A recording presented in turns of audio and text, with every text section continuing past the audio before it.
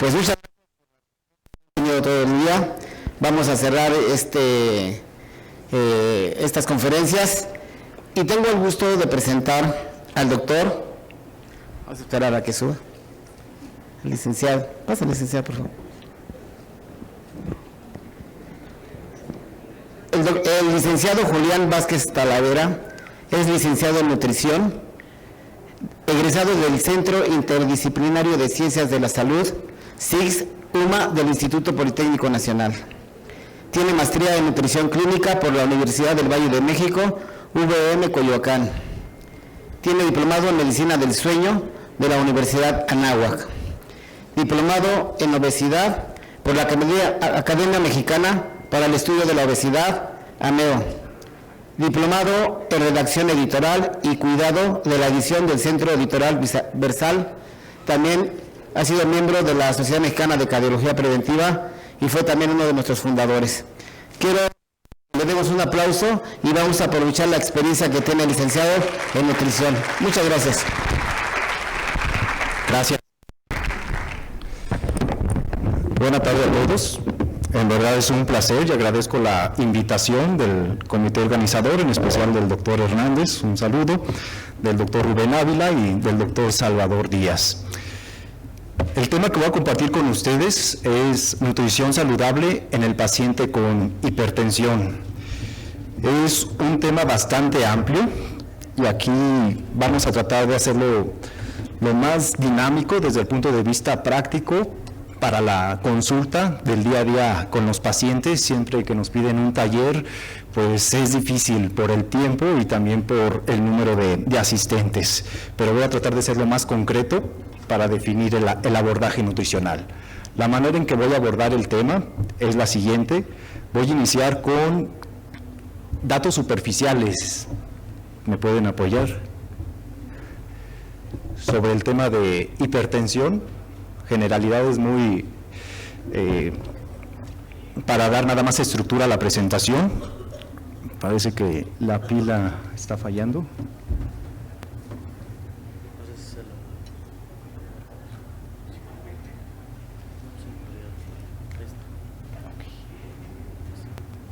Gracias.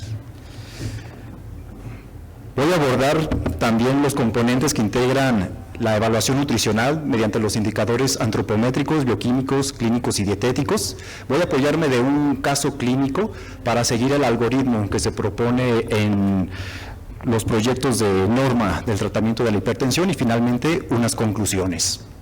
Inicio entonces. Como marco, sabemos que la hipertensión es una entidad crónica, que los últimos datos que nos menciona la ENSANU 2022, si tomamos como punto de corte para definir esta enfermedad a partir de 130/80 milímetros de mercurio, se menciona que afecta alrededor de casi la mitad de la población adulta, pero si tomamos como punto de corte arriba de 140/90 milímetros de mercurio, afecta alrededor del 30% de los adultos de 20 o más años. Afecta en mayor proporción a los hombres que a las mujeres y desafortunadamente el 66% de las personas desconoce que padece esta enfermedad. Y de los que sabe que tiene la enfermedad, el 82% se estima recibir un tratamiento farmacológico. Desafortunadamente, solamente el 34% tiene un buen control de la enfermedad y esto definido por una presión menor a 140/90. ¿Por qué es importante el control de este también poderoso factor de riesgo cardiovascular? Sabemos que los pacientes mal controlados tienen mayor susceptibilidad a desarrollar complicaciones, aumentar la tasa de mortalidad cardiovascular, es decir, tienen mayor riesgo de presentar un infarto al miocardio, un evento cerebrovascular, daño a órgano blanco como los riñones, también los ojos y se asocia con casos de demencia. Desde el punto de vista económico, se estima que el tratamiento de un paciente con hipertensión al año asciende a casi 3,500 pesos cuando no hay complicaciones, pero puede incrementarse hasta casi 70,000 pesos cuando ya se presentan complicaciones. Se estimó en 2018 que el costo del tratamiento de hipertensión ascendió a más de 24,000 millones, lo que representó cerca del 7% del presupuesto total de salud en ese año. Entonces vemos que también es una importante carga al sistema de salud. De ahí la importancia de identificar y dar un tratamiento adecuado y oportuno en estos pacientes. Bien. Entonces, desde el punto de vista antropométrico, ¿qué es lo que me interesa conocer en el paciente con hipertensión? Sin lugar a dudas, conocer el peso, la altura del paciente para poder calcular el índice de masa corporal y saber si tiene sobrepeso u obesidad. La circunferencia abdominal, que de acuerdo a la Federación Internacional de Diabetes, nos dice que se define obesidad abdominal cuando la circunferencia de abdomen es mayor a 90 centímetros en varones o mayor o igual a 80 centímetros en mujeres. Sabemos que esa acumulación de grasa a nivel abdominal es la que se asocia con mayor riesgo de comorbilidades o riesgo cardiovascular. En la consulta también es común que ya los aparatos puedan determinar el porcentaje de grasa. Entonces se puede hacer el diagnóstico solamente con porcentaje de grasa en mujeres cuando el porcentaje es mayor a 35% y en el caso de los varones arriba de 30% para definir obesidad. El índice de masa corporal se correlaciona bien, pero sabemos que no es específico de grasa corporal. Desde el punto de vista bioquímico y clínico, se menciona que es importante realizar un tamizaje sobre los factores de riesgo cardiovascular y dar un tratamiento adecuado en todo paciente con hipertensión y específicamente en los factores de riesgo que podemos nosotros modificar. En el caso de la edad, del sexo, pues son factores no modificables. Vamos a hacer hincapié en aquellos que tenemos todavía un impacto para modificarlos. Esto es el hábito del tabaco, cifras elevadas de ácido úrico, la presencia de diabetes, alteración en el perfil de lípidos, así como la presencia de sobrepeso u obesidad y el tema de sedentarismo, que son de los principales factores de riesgo cardiovascular. Desde el punto de vista bioquímico, a todo paciente con hipertensión se recomienda la determinación de la tasa de filtración glomerular, es decir, ya estudios específicamente para tratar de descartar un daño a órgano blanco.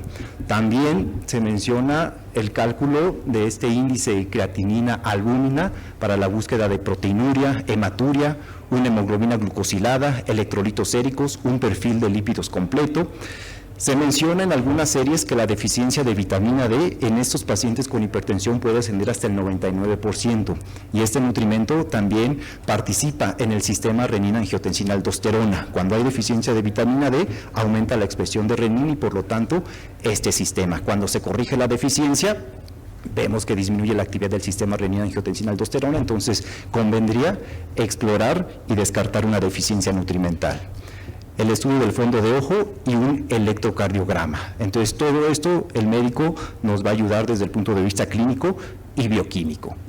Cuando hablamos ya de la evaluación dietética, tenemos varias herramientas para explorar los hábitos de alimentación del paciente.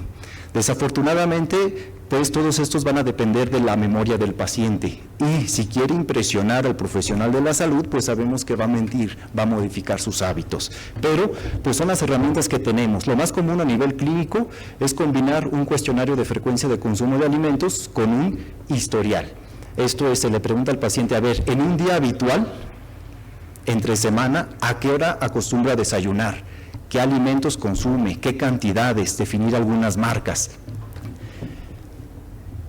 En el paciente con hipertensión, claro que me interesa conocer los horarios de alimentación, cuántas comidas realiza al día, presencia de colaciones, el consumo de agua simple, frecuencia de comidas rápidas. Sabemos que son alimentos que tienen mayor contenido de sodio, grasas en general, grasa saturada y tipo trans.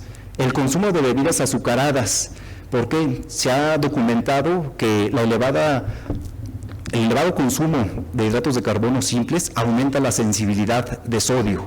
Entonces, por eso también nos interesa mucho el consumo de hidratos de carbono simples.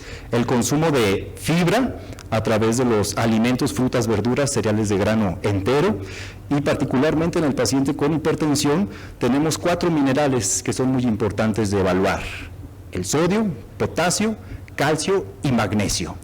Pero si nosotros le cuestionamos, oiga, ¿cómo es su consumo de potasio, de calcio, de magnesio? ¿Qué nos va a decir el paciente? Bien, vamos bien, doctor, pero es totalmente subjetivo. Entonces tenemos que desarrollar un listado de alimentos, pero ricos en estos minerales. Y en la frecuencia semanal de consumo o quincenal o mensual es lo que tenemos nosotros que interrogar para tratar de estimar al menos subjetivamente, y ya posteriormente en el historial de alimentos podemos hacerlo más cuantificable, más objetivo. Pero de esta manera, por lo menos cualitativamente, nos puede decir cómo está el consumo de estos minerales. Este es el caso clínico que con el cual voy a guiarme para el desarrollo del abordaje nutricional. Es una paciente de 56 años que asiste a consulta por primera vez hace 7 años a un check-up de su trabajo donde le diagnosticaron hipertensión e hipercolesterolemia. En aquel tiempo el médico le prescribió un diurético y le recomendó modificar su alimentación y realizar ejercicio para reducir peso. El mes pasado se realizó un estudio de optometría donde le informaron que presentaba retinopatía hipertensiva. Entonces aquí ya tenemos un daño a órgano blanco. Señala que fuma una cajetilla de cigarros al día desde los 26 años y consume de 1 a 2 copas de vino en la cena de forma frecuente. En el examen físico niega dolor en el pecho, falta de aire y disnea de esfuerzo. No hay datos de tiromegalia o soplos carotídeos.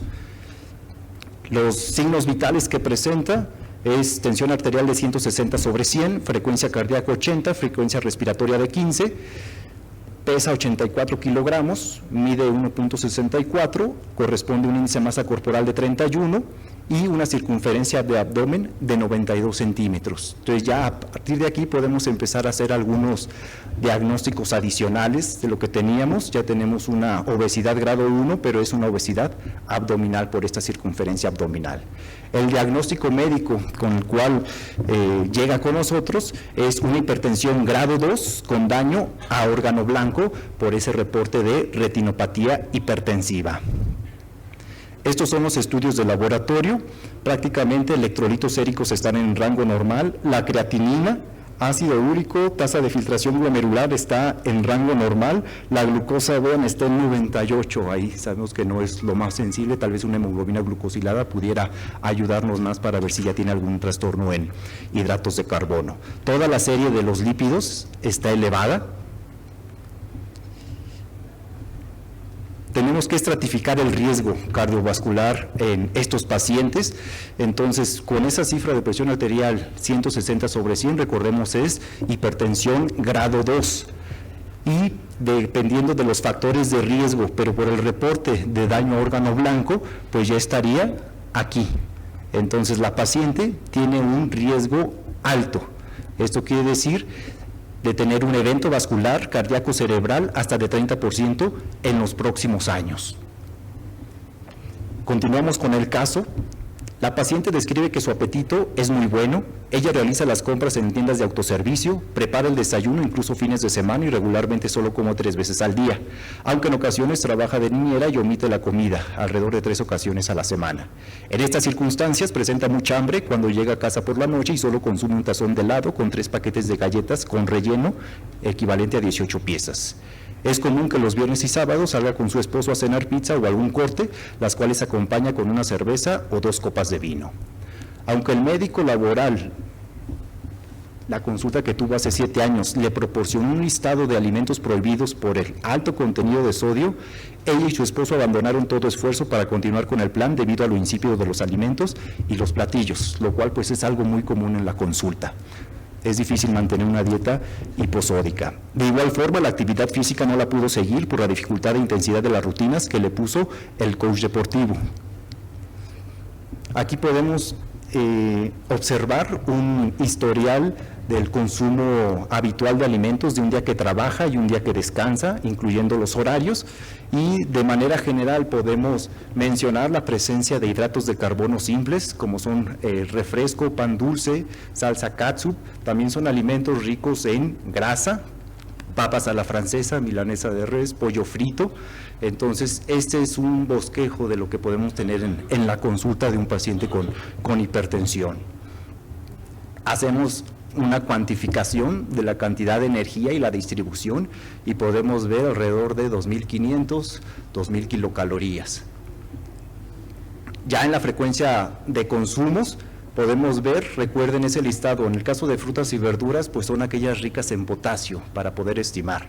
Y vemos que prácticamente no consume, lo único, y esto es 2 ocasiones a la semana, jitomate, champiñones de fruta, mandarina y naranja, pero igual no es diario. En cambio, vean los cereales, tenemos sopas instantáneas 4 veces a la semana, tenemos bolillo casi diario, el arroz.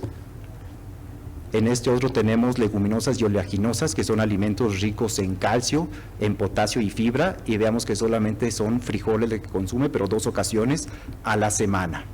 Estos son alimentos ricos en sodio y están presentes también de manera frecuente a la semana. Entonces aquí ya podemos visualizar mejor estos hábitos de alimentación de la paciente. Continuamos con el grupo de aceites y grasas, donde vean aderezos, crema está frecuente, mayonesa, azúcares consume diario y también vean los refrescos. Entonces, siguiendo el algoritmo de tratamiento de hipertensión, el primer punto es la evaluación del estado nutricional a partir de los indicadores antropométricos, bioquímicos, clínicos y dietéticos que ahorita acabamos de revisar. Entonces, en resumen, ¿qué podemos decir de esta persona? Es una paciente con hipertensión grado 2 con daño a órgano blanco, obesidad abdominal, dislipidemia. Aquí podría integrar por los factores de riesgo síndrome metabólico, lo que estaban señalando hace un momento. ¿Qué sigue? Establecer el diagnóstico nutricional. Y a diferencia de estos diagnósticos, recuerden, cuando hablamos del diagnóstico nutricional, hacemos referencia a aquellas conductas en materia de alimentación que son susceptibles de modificar por el profesional de la salud. Entonces, vamos a seguir el formato PES, donde especificamos cuál es el problema, la probable etiología y cuáles son los signos y síntomas que podemos argumentar de este problema. Ejemplo, el diagnóstico nutricional que podemos establecer es ingesta excesiva de sodio, es el problema, que se relaciona con el consumo frecuente de comidas rápidas y es evidenciado por el diario de alimentos, estimando un consumo promedio de casi 9 gramos de sal al día. Otro ejemplo, ¿cuál es el problema? Ingesta excesiva de hidratos de carbono simples, que se relaciona tal vez con un conocimiento deficiente en la composición de alimentos por parte del paciente y se hace evidente por el diario de alimentos que nos reporta, así como por la hipertrigliceridemia en los estudios de laboratorio.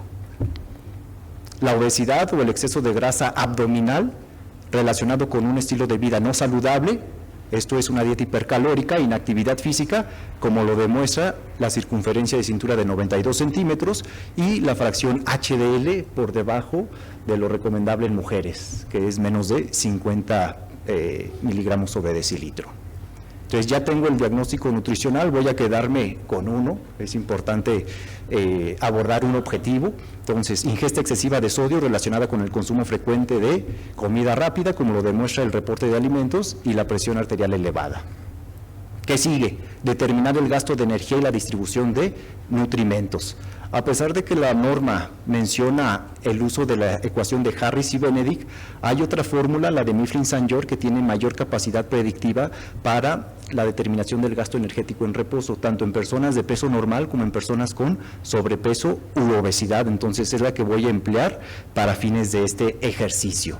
Tengo la ecuación, voy a sustituir el peso, la altura y los años de la paciente y voy a resolver la ecuación. Entonces, tengo un gasto en reposo de casi 1.750 kilocalorías. Falta agregar el efecto térmico del alimento, que es 10% de este valor, y el gasto por actividad física.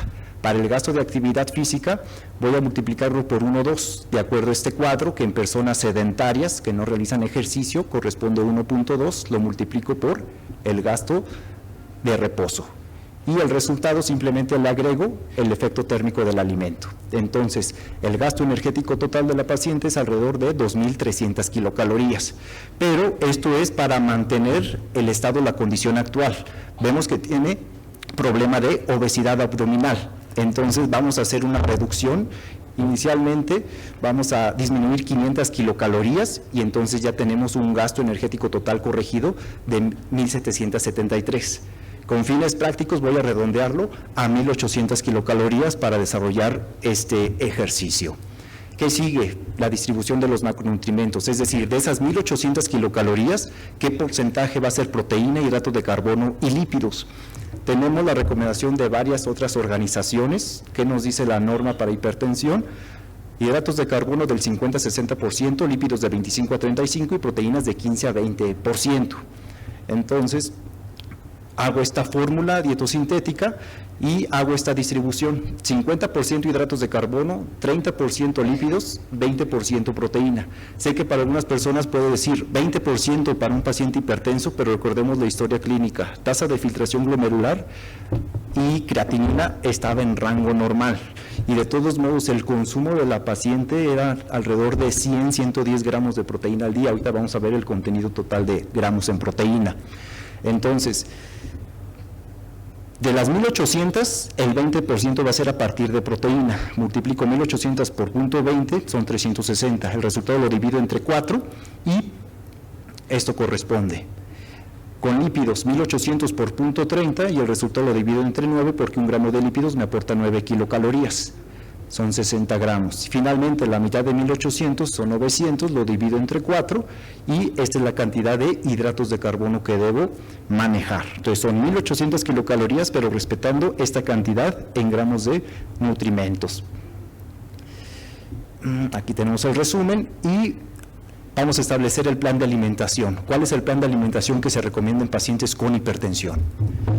En esta imagen se puede observar el efecto de diversos patrones de alimentación en pacientes con hipertensión, y podemos ver que aquellos que siguen la dieta DASH son los que tienen la mayor reducción en la presión sistólica, en promedio 11.5 milímetros de mercurio, y la diastólica se reduce 4.5 milímetros de mercurio.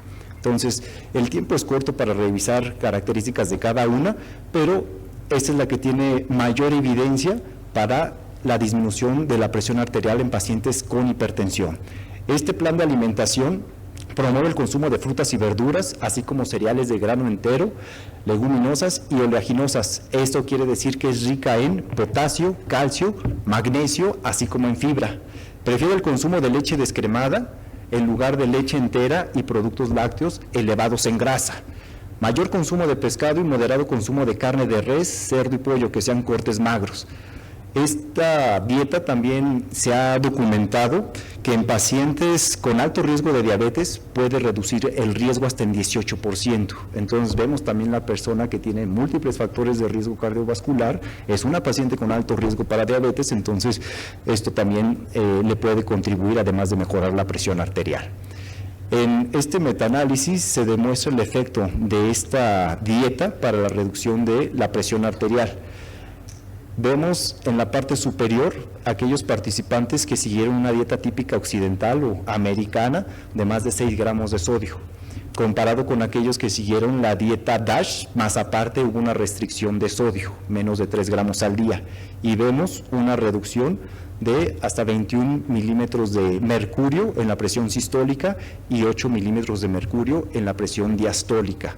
Y repito, son en pacientes hipertensos. Entonces, las mayores reducciones se dan en aquellos que tienen las cifras de presión más elevada.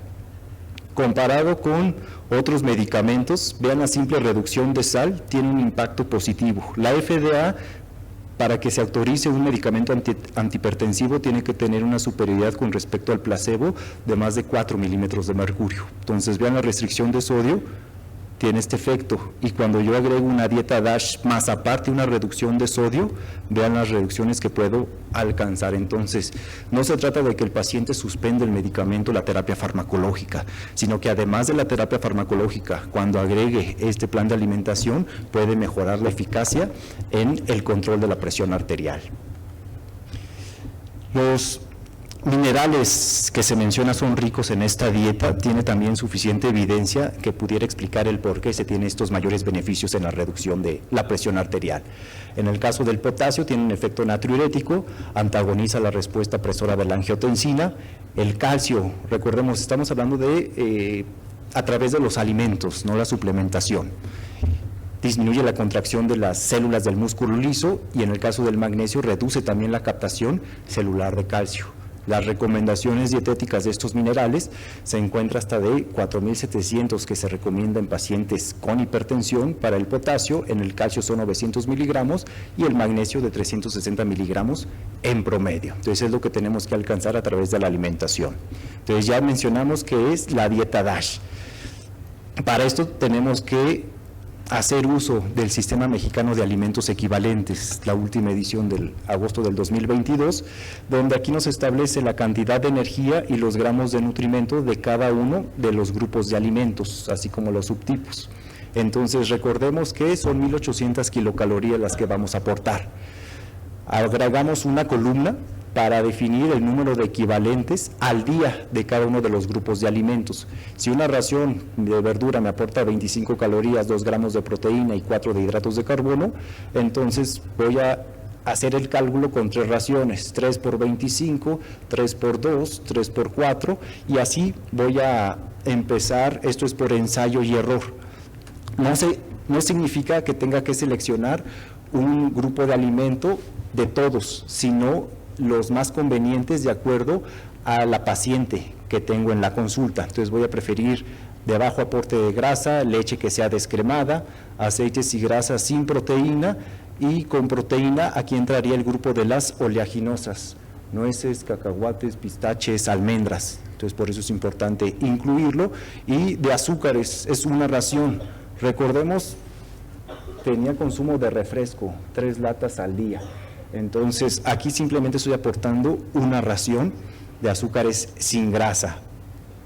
La ADA menciona que hasta en pacientes con diabetes bien controlados se puede dar hasta el 10% de la recomendación a partir de hidratos de carbono simples. Si tengo una dieta de 1.800, el 10% sería 180.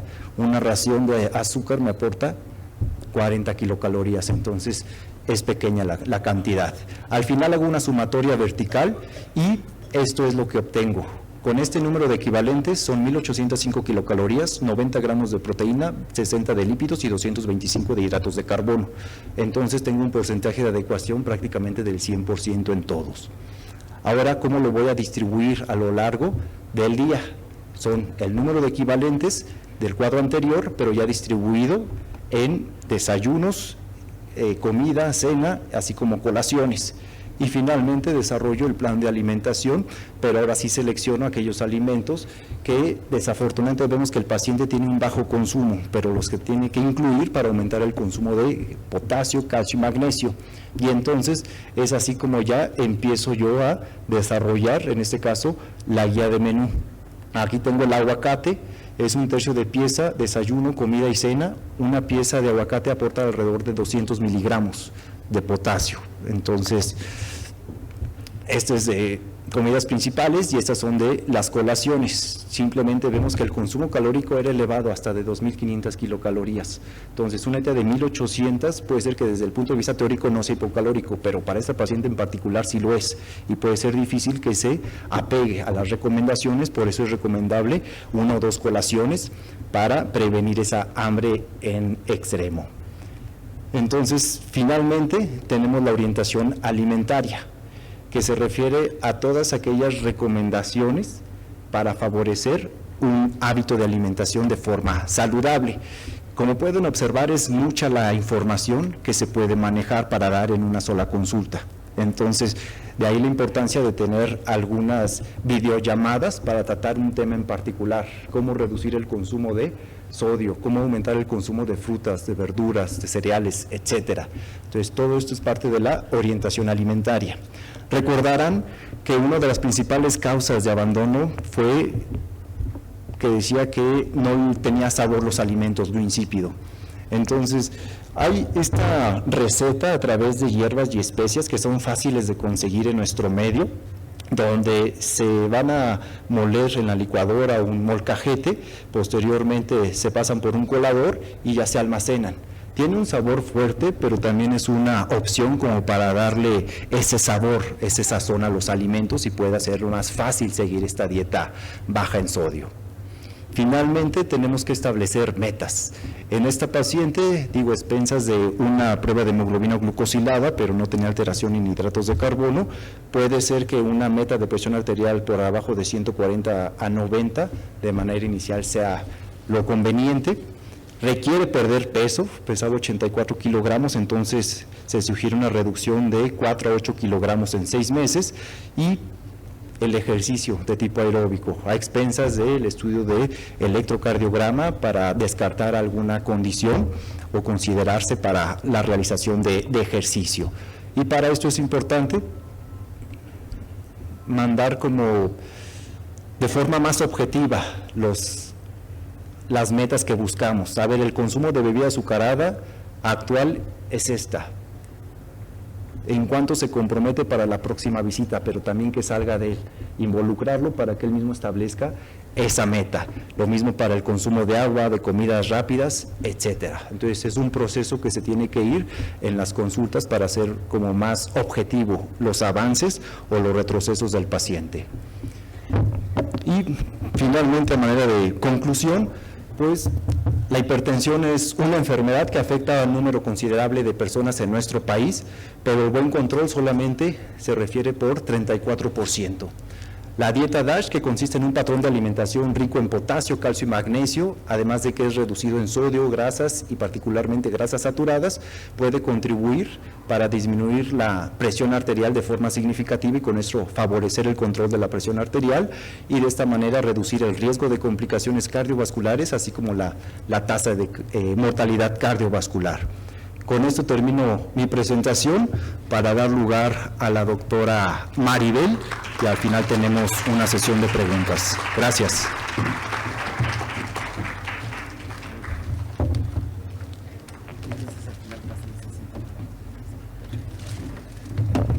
Doctor, no se vaya. Vamos a...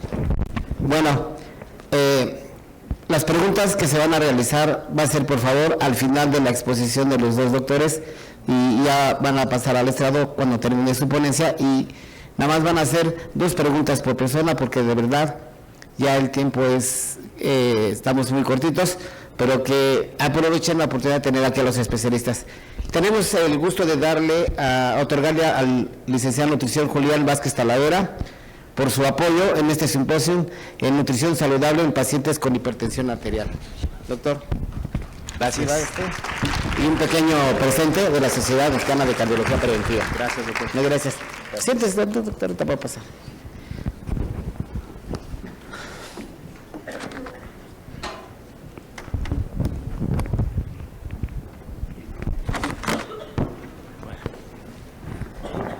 Tengo el gusto de presentar a la doctora Maribel Ruiz.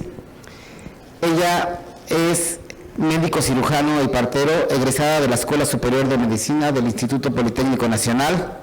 Tiene diplomados en Educación en Diabetes por la Federación Mexicana de Diabetes, diplomado en Cardiología Preventiva, diplomado en Diabetes mellitus tipo 2, diplomado en Metabolismo, Obesidad, Nutrición y Actividad Física para médicos generales y familiares, diplomado en Medicina Geriátrica, en la Atención Primaria, diplomada en la actualización en el tratamiento clínico de obesidad,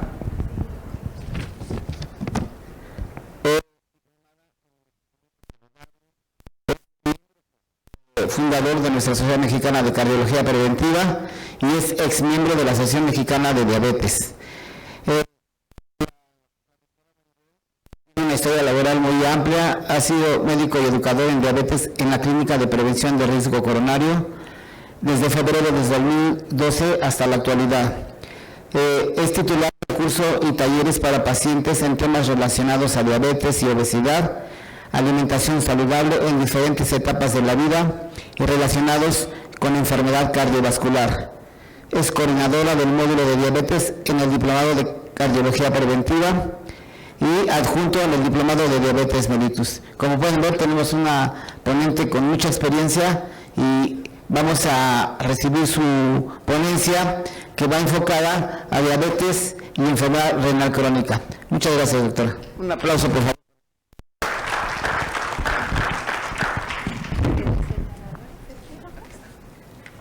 Aquí está. Pero ¿cuál es el? Este es para adelantar, para regresar y está arriba, es para señalar.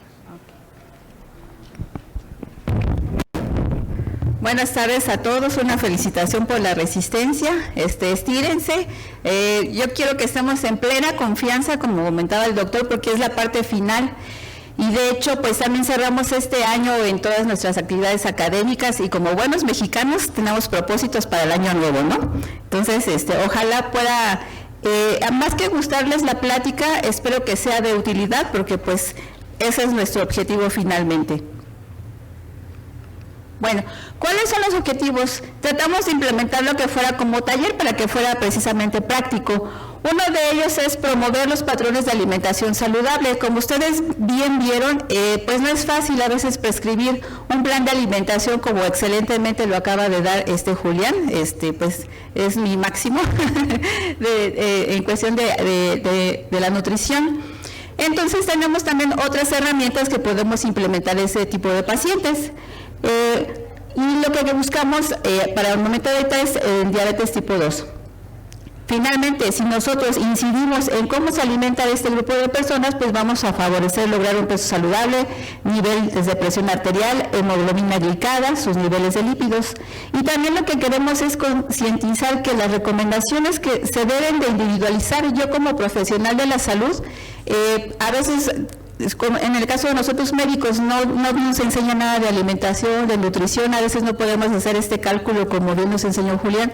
Entonces tenemos que aprender, eso ya es por parte de nosotros, de nuestra formación ética, y de hecho por una necesidad incluso ya alarmante de nuestro país, por la carga de pacientes que tenemos y los costos. Créanme que los bolsillos de los pacientes pues no alcanza para tanta demanda de situaciones que se pueden hospitalizar, y como verán en la enfermedad renal crónica, las cuestiones de que sufren de diálisis o hemodiálisis son sumamente costosas.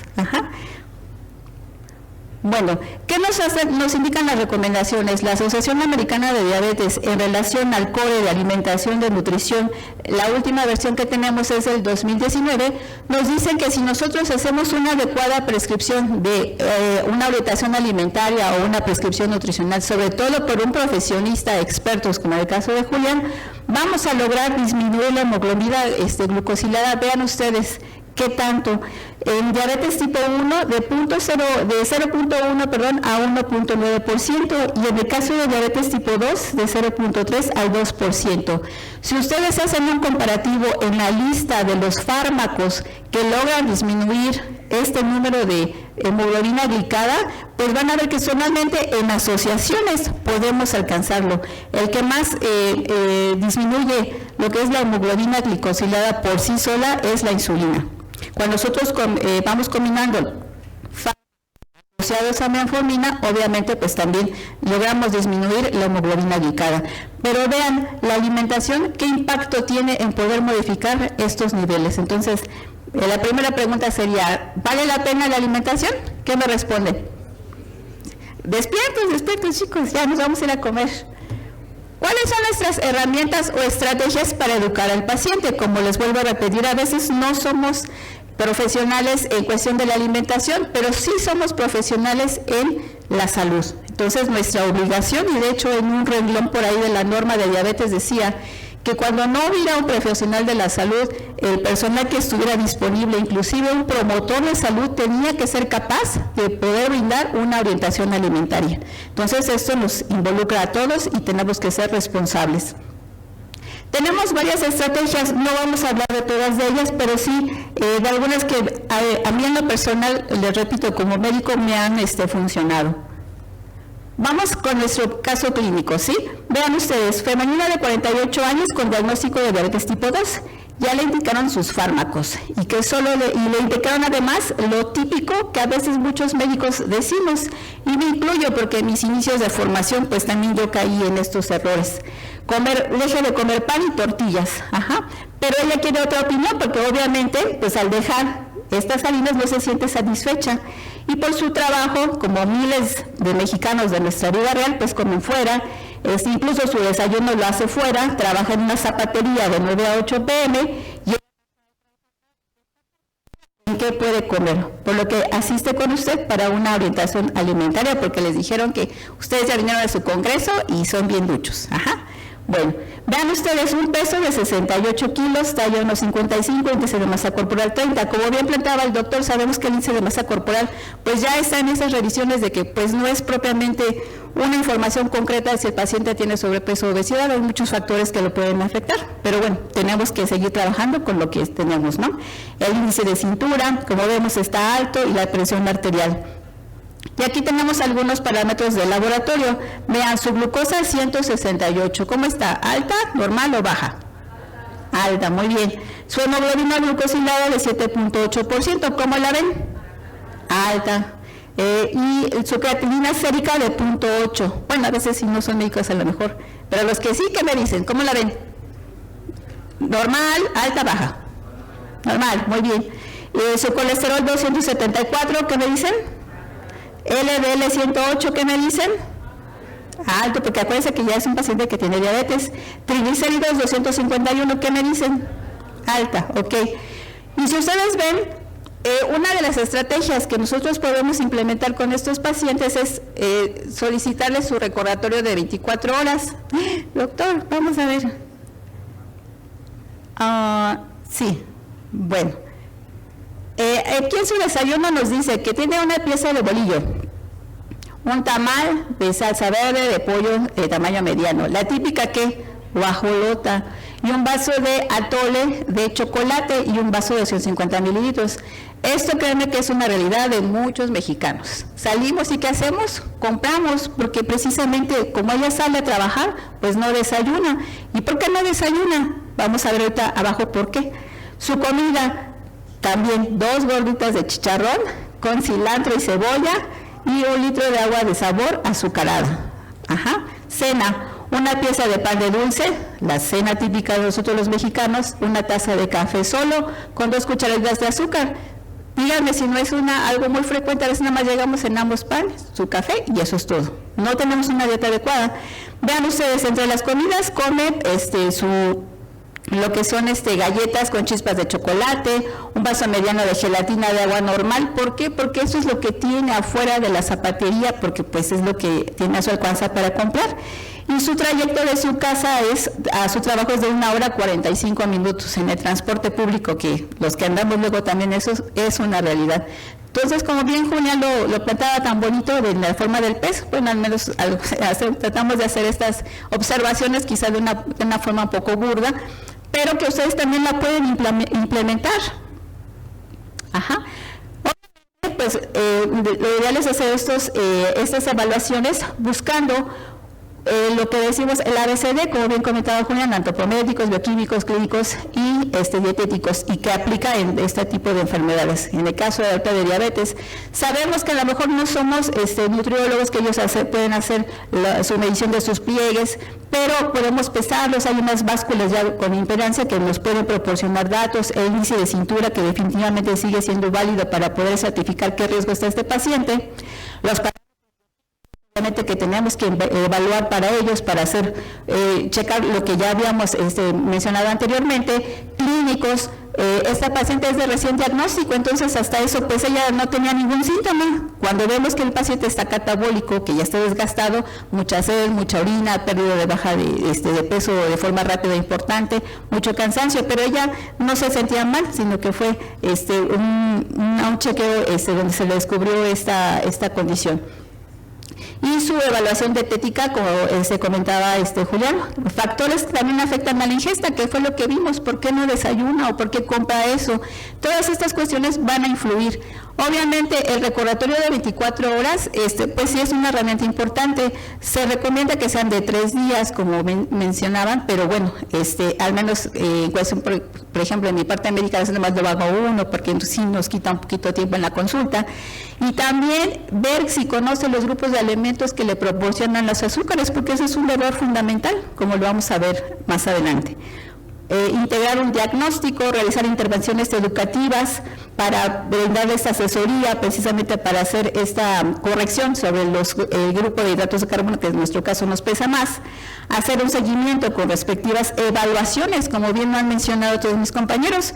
Si ustedes se fijan, a veces van a orientación alimentaria, les damos un plan de nutrición, pero ya no regresan, a lo mejor con el médico, a veces sí regresan, pero por sus recetas, sus exámenes, pero en esta parte de alimentación ya no regresan, y como vamos a ver, es un continuo. A lo mejor esta modificación que ahorita le estoy dejando puede modificarse más adelante de acuerdo a cómo se comportan sus parámetros clínicos, bioquímicos también, y cómo va comportándose su tipo de estilo de vida. Y reevaluar nuevamente la intervención alimentaria.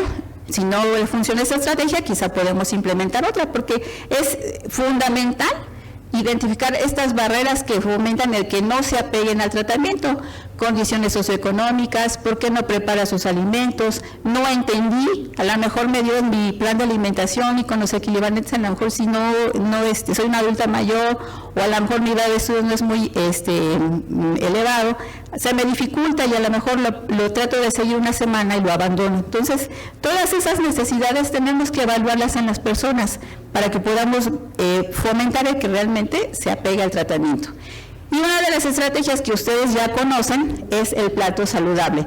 Obviamente es una herramienta muy sencilla que se puede aplicar. De hecho, la finalidad también es de que pueda ser replicable en los medios en los que nos encontremos, porque la educación alimentaria no nada más es de la CDMX y del Estado de México, sino también en las localidades, en los pueblos, porque créanme que también en las comunidades rurales la diabetes se ha incrementado. Le tenemos que enseñar que su plato, pues la mitad de verduras, una cuarta parte que corresponde a cereales, la otra cuarta parte que se dedique a lo que son proteínas, y lo que es muy importante también es enseñarles que su plato más o menos mida 23 centímetros, porque si es un plato más grande, pues obviamente, aunque lo divida en la mitad, pues la porción va a ser mayor.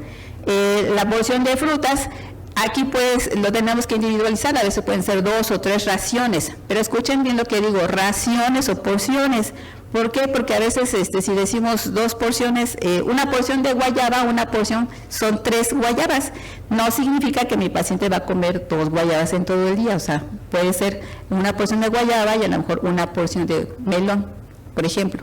Es muy necesario sí adentrarnos un poquito al sistema mexicano de equivalentes, porque ahí vienen todos los alimentos que existen en nuestro país, porque van a ver ustedes que hay muchas guías, pero son de otros países, y esta está aterrizada y es un trabajo enormemente de las personas que hicieron este documento, porque ahí está todos los alimentos. Una vez una persona me preguntó de lo que son la chirimoya, y pues ni me acordaba de cuánto es la porción, ya lo consulta uno y ya lo busca y ya le puedo decir.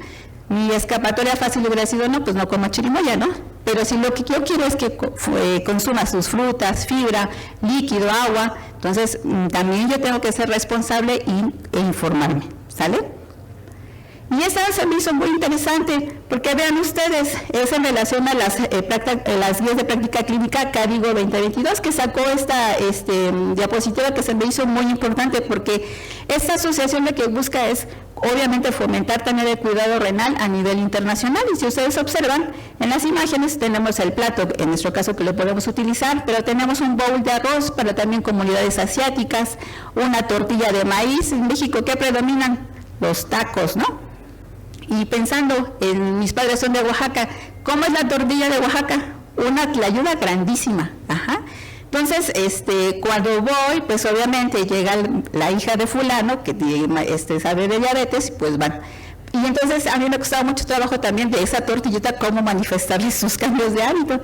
Y vean ustedes, esto se me hizo muy práctico, la mitad de su tortilla, al menos que sea también de verduras, y una parte de que sea a lo mejor, no necesariamente otro cereal, pero quizá puede ser a lo mejor una papa cocida, porque también son comunidades pobres, sus proteínas de ellos, de antes eran los chapulines, los gusanos de maguey, porque les repito, eran comunidades rurales.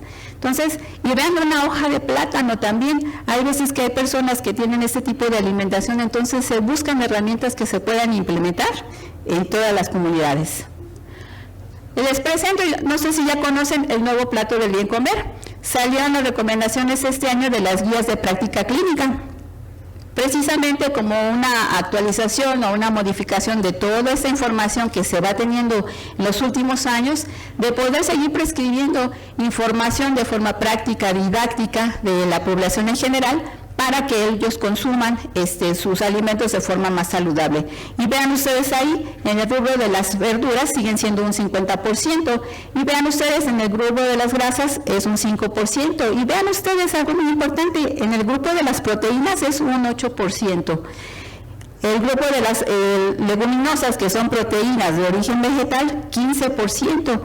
Y eso es muy relevante, ¿por qué? Porque vamos a ver más adelante que el beneficio de la proteína vegetal es bueno, saludable, y no hay que denostarla, porque anteriormente en nuestra formación profesional que nos decían proteínas de alto valor biológico, proteínas de bajo valor biológico, y realmente si nosotros damos una dieta mixta no hay ninguna necesidad de discriminarlas o hacerles el feo a las pobrecitas lentejas, porque sí tienen múltiples beneficios. Algo muy importante, se introdujo también en el centro la jarra de agua, lo ideal es tomar agua natural, que esto debemos de buscar en nuestros pacientes, y también entre menos ellos consumamos de estos productos, pues va a ser mejor. Ahora, algo también que a veces nos causa mucho ruido es de que a veces no sabemos ni identificar correctamente cuáles son los macronutrientes de los grupos de alimentos, que son dos cosas distintas. Vean ustedes, los macronutrientes son los carbohidratos, las proteínas y las grasas. Ojalá fuera así de sencillo. Lo delicado de esto es de que, por ejemplo, en el grupo de los cereales vamos a tener tanto carbohidratos, vamos a tener como proteínas, entonces no vienen solo los alimentos por sí, y en un mismo alimento podemos encontrar varios de estos macronutrientes. Por eso es que en ocasiones a mí, para educar a mis pacientes, me es más fácil explicarles los grupos de alimentos. Ahorita vamos a ver por qué. Porque tenemos que enseñarles cuáles son los que les aporta hidratos de carbono, que por obvias razones son los que van a elevar sus niveles de glucosa. Algo muy importante, y considerando nuestro plato, supongamos que elegimos esta estrategia y le vamos a indicar a usted, va a distribuir sus alimentos de esta forma y va a consumirlos. Pero vean esta información, que es muy interesante. Se ha visto, se conoce que el orden en que yo consuma mis alimentos va a generar también un impacto en la velocidad en cómo se van a absorber esos carbohidratos. ¿Qué significa esto? Como ustedes pueden ver en la gráfica, aquí lo que ustedes observan es que de acuerdo al alimento que yo consuma, pues va a elevar de forma muy rápida mis niveles de glucosa, y de igual forma algunos van a descender. Y si ustedes se fijan, vamos a tener el grupo de las verduras, de las proteínas y de los carbohidratos. En el caso de que yo consuma verduras de forma, como primer tiempo, por decirlo así, de comida, en vez de nuestra comida tradicional, que es comer ¿qué? La sopa, el arroz y luego el guisado, ¿cierto o falso? ¿Sí? Quiero que participen porque les veo cansados. Entonces, lo que debemos fomentar ahora es que nuestras personas o nuestros pacientes con diabetes consuman primeramente las verduras, seguidas de las proteínas y carbohidratos, porque esto va a hacer que se retarde la absorción de la glucosa. Entonces este pico de hiperglucemia postprandial se reduce. Y si nosotros hacemos esto frecuentemente, porque ¿cuántas veces comemos al día? A veces 2, 3, ¿no? O hay gentes que están comiendo cada ratito. Estamos sometiendo a un estrés a mi célula beta de que estoy libera insulina, y hay veces que ya no retorna a nuestros valores normales. Esto es sumamente importante. Entonces vean que el impacto que tiene el orden en que yo voy a consumir mis alimentos. Entonces ahorita que salgan, empiecen a comer primero las verduras, luego su proteína y al último los cereales, ¿sale? Bueno, entonces, ¿qué hicimos con nuestra paciente? En base a que ella eligiera esta forma de su plato saludable, pues hicimos algunas modificaciones. En su desayuno, como bien les comento, sale fuera, entonces le solicitamos que comprara una torta, pero que fuera de pechuga de pavo, que tuviera a lo mejor frijoles apachurrados con jitomate y aguacate. Sin embargo, las tortas que luego llegan a vender en las casetitas, como son grandes, ¿no? Entonces, que esa torta sea nada más la mitad, la otra mitad la comparta, O también hay señoras que van con su bolsita y si ustedes se fijan, venden tortas de un bolillo pues ya de forma un poquito más estándar. Entonces, esa es la que pudiera adquirir. Ajá. Igual agregarle un poco de que la persona que prepara que tuviera las verduras y le dijimos que al menos comprara en su despensa, en sus mercados, fruta para que la tuviera al alcance y frutas que pueda ya cargar. 2 mandarinas medianas, que es una porción, porque como también buenos mexicanos que no queremos cargar, pero pues no se puede todo en la vida. Y un vaso de té o café sin azúcar, pues igual a donde compra el puesto del champurrado, pues mejor que pida su café. En el caso de la comida, está afuera, nuevamente, pues 2 costillas de tortilla negra al comal, que puede ser de champiñón, de flor de calabaza, de tinga. Aquí le puse tinga de pollo porque, como vamos a ver más adelante, o sea, es una proteína, no nos va a proporcionar, ¿qué? Carbohidrato. Y una jicaleta con limón y chile, que igual se le ponen allá afuera del puestecito, bueno, comas una jícama, su agua natural o agua de Jamaica sin sabor. Al principio más o menos lo aceptaba y después es que el agua sola no me pasa y entonces bueno, su agua de Jamaica y luego sin azúcar pues peor, era muy ácida, entonces lo optamos, pues no sería lo idóneo tampoco, pero bueno, empiece con un edulcorante para irla acostumbrando a minorar el sabor o el dulzor.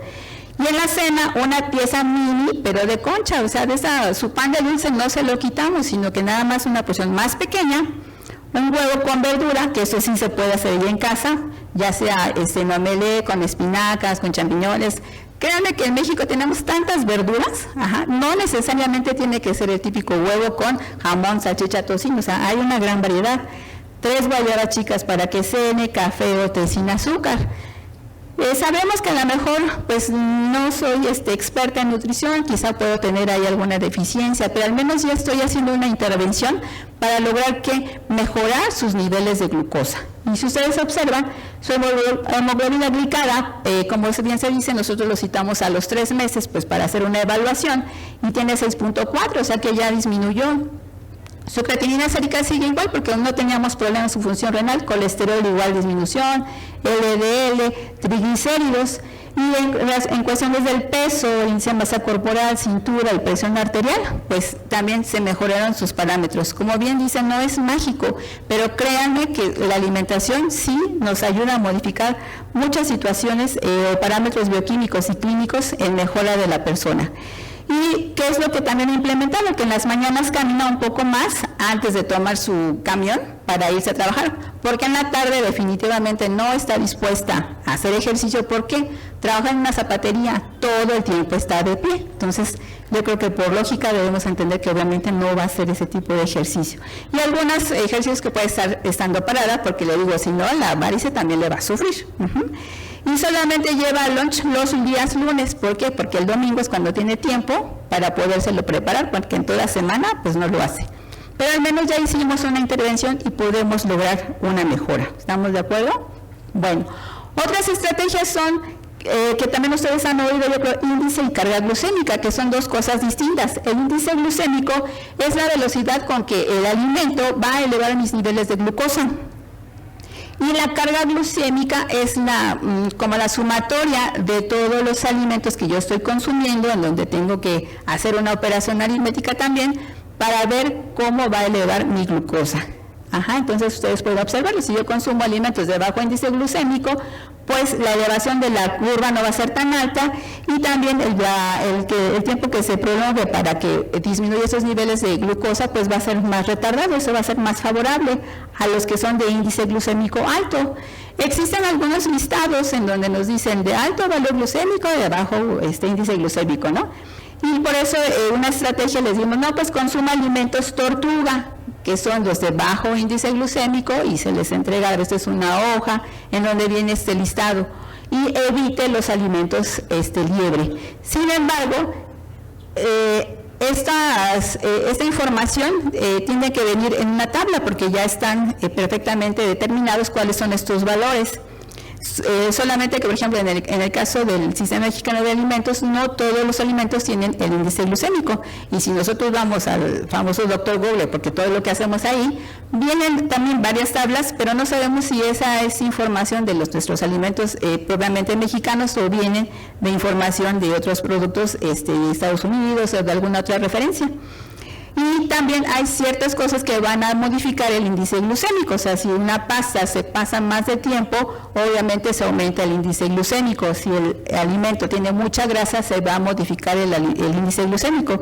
Entonces, en mi caso, a mí no me es muy útil, no lo implemento mucho, pero bueno, lo tienen que conocer, tenemos que saber todas las estrategias. El método de la mano, que ustedes también ya conocen, medir nuestras porciones con la mano, la palma de la mano, para medir sobre todo lo que son las proteínas, y van a ver que es una herramienta muy útil. La ración de verduras, una porción de arroz, que es el puño cerrado, porque obviamente nuestros pacientes a veces no tienen la báscula o no están dispuestos a estar pesando sus alimentos, y a lo mejor no es una forma práctica, pero bueno, las vamos a considerar porque ahorita vamos a emplear esta otra forma. Otro método que a mí en lo personal también me ha funcionado y ojalá sea una herramienta muy útil para ustedes es el conteo de carbohidratos.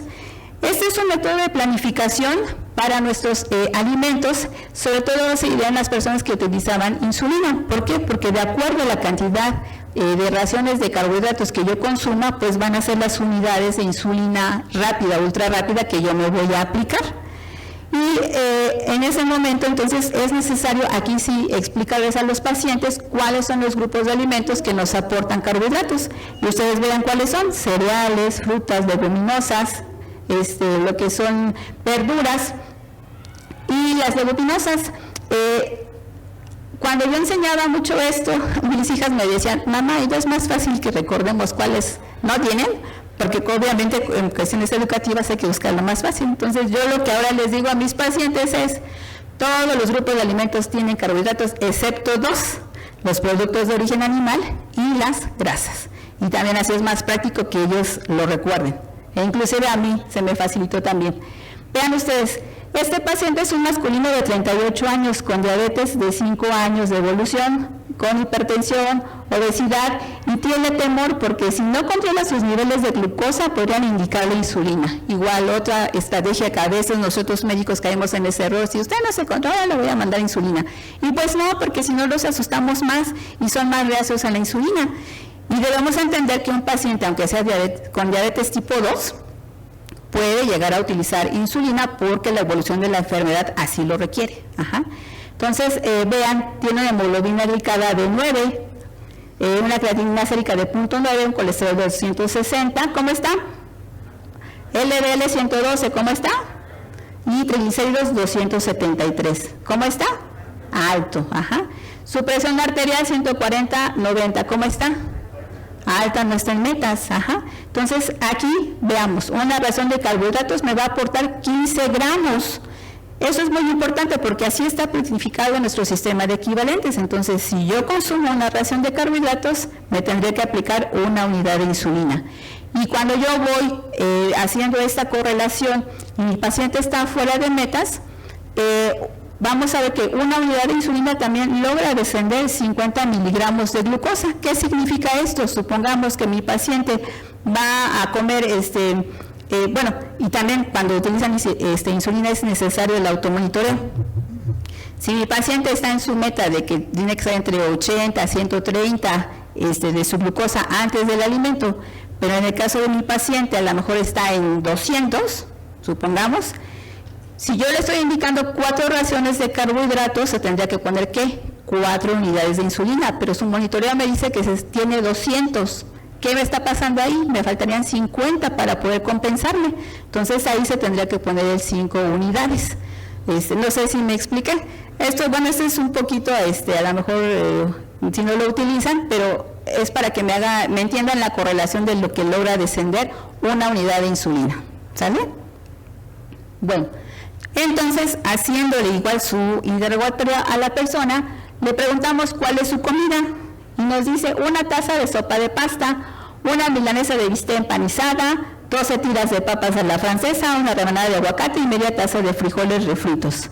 Va a una comida corrida: 3 tortillas, un vaso de refresco de cola de 250 mililitros. Bueno, aquí ya les puse un poquito el acordeón, pero bueno. Si yo les estoy diciendo que cada ración me va a aportar 15 gramos de carbohidratos, entonces yo tengo que contar. La ración de sopa de pasta es media taza, pero mi paciente me dice que se comió una taza de sopa. Entonces ahí, ¿qué me están aportando? 2 gramos de carbohidratos, ¿de acuerdo? ¿Vamos bien ahí? ¿Sí? Por favor, necesito que si no, lo volvemos a repetir. Ahora, una milanesa de bistec, ¿tiene carbohidratos o no? Sí, ¿por qué? El pan, exactamente. Una ración de pan molido son 3 cucharadas. Si es una milanesa de bistec, ¿con 3 cucharadas de pan molido las que cocinamos nos alcanza? No, pero hasta eso me vi barco, como dicen, y bueno, le dejé una ración. 12 tiras de papas a la francesa. Papas. ¿A qué grupo pertenece? Cereales. ¿Me aporta carbohidratos? Sí. La ración de papas a la francesa son 6 tiritas. Si se está comiendo 12, 2. Ahora, una rebanada de aguacate. ¿El aguacate qué es? ¿A qué grupo pertenece? A las grasas, muy bien. Entonces, ¿tiene carbohidrato? ¿Ya ven cómo están dormidos? Dijimos que todos tienen carbohidratos menos 2 grupos. ¿Cuáles? Productos de origen animal y las grasas, ¿sale? Bueno, y media taza de frijoles refritos. La porción de frijoles en sí es 1/3, pero bueno, hasta eso vamos empezando, hay que darle un poquito de chancecito. Entonces le dejamos una ración. 3 tortillas, una ración de tortilla es una tortilla, desafortunadamente. Entonces él se come 3. Y toma un vaso de refresco de Coca-Cola de 250 mililitros. Y aquí me puse el barco porque no toma eso, sino que es una coca de 600, lo típico que hacemos. Pero bueno, ahorita les voy a explicar por qué les tomé. Porque como es una Coca-Cola, o sea, ahí yo tengo que buscar la información nutrimental. Y la porción de Coca-Cola son 100 mililitros. 100 mililitros me otorgan 11 gramos. Si el vaso es de 250, son ¿qué? 2 porciones y media. Por eso les puse el ejercicio 11 más 5.5, 27.5. Entonces ahí casi se está consumiendo ¿qué? Otras 2 raciones de carbohidratos. En total se comió 11 raciones de carbohidratos. Ahora vean ustedes en esta tabla.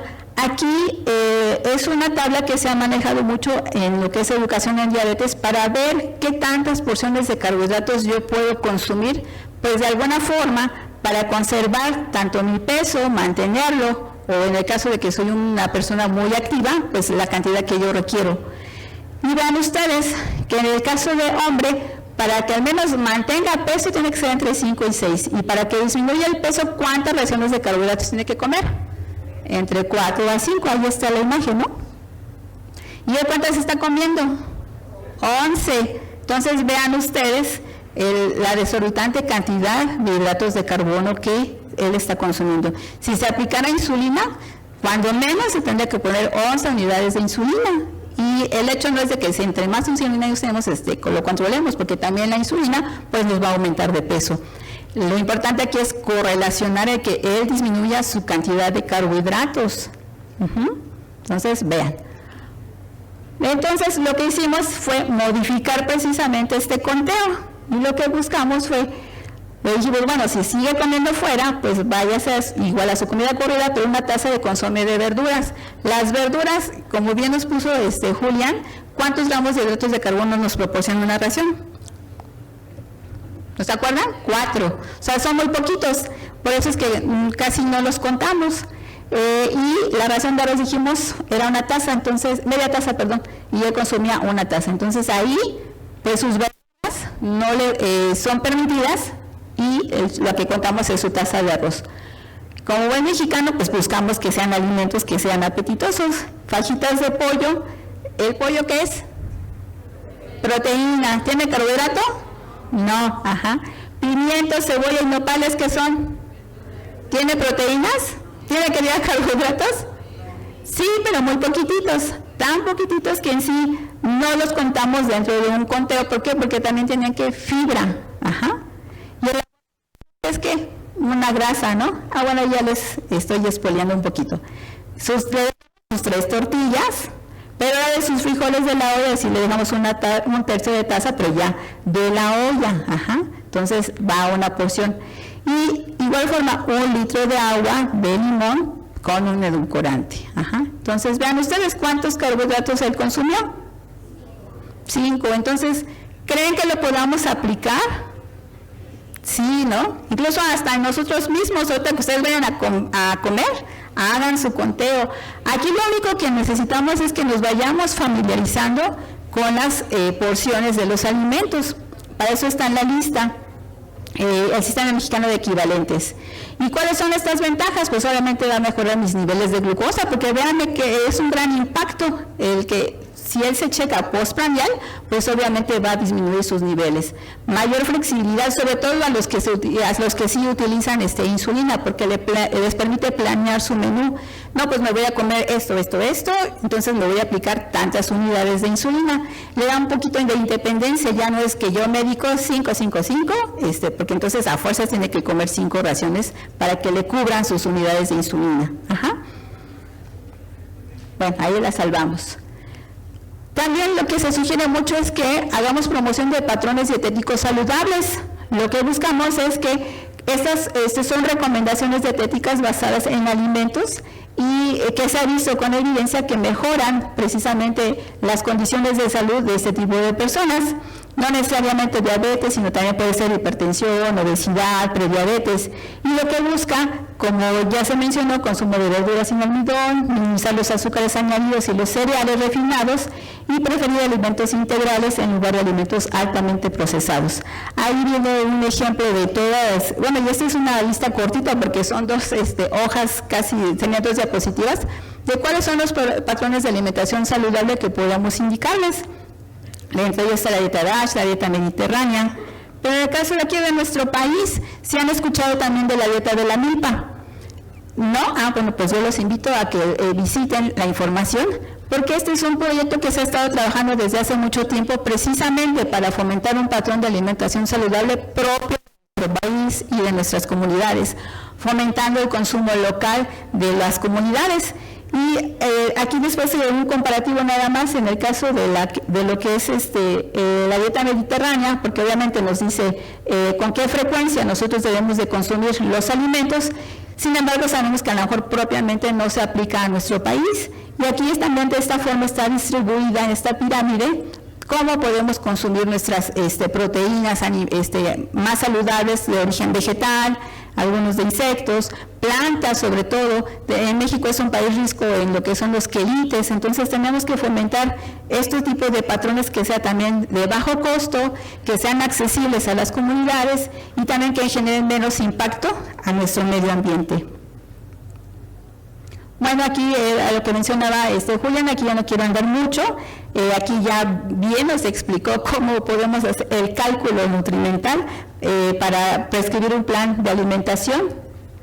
Y de cualquier forma que el método que yo elija para poder brindar una educación en alimentación, debo de cumplir con las leyes que ya sabemos, que sea completa, equilibrada, suficiente, adecuada, variada, inocua, y yo le pongo práctica y apetitosa, porque hay que basarla también en nuestra vida real de nuestros pacientes. Y porque aquí les puse que es sumamente importante el automonitoreo, porque créanme que esa es una forma objetiva de que los pacientes puedan ver el impacto de que los alimentos funcionen en él. Tengo un paciente que está con todos los fármacos, casi de todos los grupos, insulina, un SGLT2, un análogo de GLP-1 vía oral, incluso su metformina, y no lo logramos mejorar. Y dije, ¿pero por qué? Entonces empieza a preguntar qué está consumiendo, gansito, chocolate, helado, y aún así mucha resistencia. Yo le solicité que se monitoreara después de su alimento, y pues no, cifras de glucosa de 400. Entonces, dice, es que nadie había dicho esto. Y le dije, bueno, pues ya estamos en el camino, hay que hacerlo. Entonces hay que seguir fomentando el que se hagan su automonitoreo. Y es tan válido hacerlo con el método antiguo, de nuestro medidor de glucosa que conocemos, como estos sensores y tecnología nueva que nos aporta muchísima información, no cabe duda, pero más costosos y a lo mejor no son aplicables a todo el mundo. Esa hojita yo se las puse porque es una abuelita de 74 años que ella sí se pica solita, porque hasta eso tenemos miedo, o nos amarramos a veces a nuestros familiares, es que no llega mi hija y no me checa, no está mi hijo y no me inyecta. Entonces tenemos que fomentar que ellos puedan ser capaces, obviamente con sus limitantes. Hay gente que a lo mejor no puede ver, no puede escuchar, si lo puede realizar, adelante. Entonces cada vez que ella va, se lo palomeo y me dice, no lo va a calificar, entonces se lo palomeo, le digo muy bien. Hay que ser empáticos con las personas. Y para ella pues sí es un gran aliciente, porque ve que su control de su azúcar está bien, y yo lo valoro mucho porque es una persona de bajos recursos y como ustedes saben, cuesta la lanceta, cuesta la tira. Entonces hay que ser empáticos, y cuando les lleven una monitoreo, así sea la hoja llena de mole y de chile, revísenselas por favor.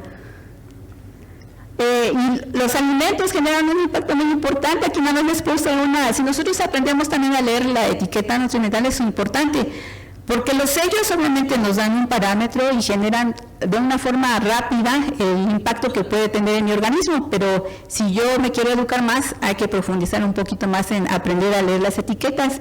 Y aquí nada más le puse una etiqueta de lo que es unas mantecadas, que es algo muy común que hacemos cuando desayunamos, que compramos luego. La Coca-Cola y las mantecadas, o la Coca-Cola y las donas, o la Coca-Cola y galletas. ¿Estoy en un error o sí?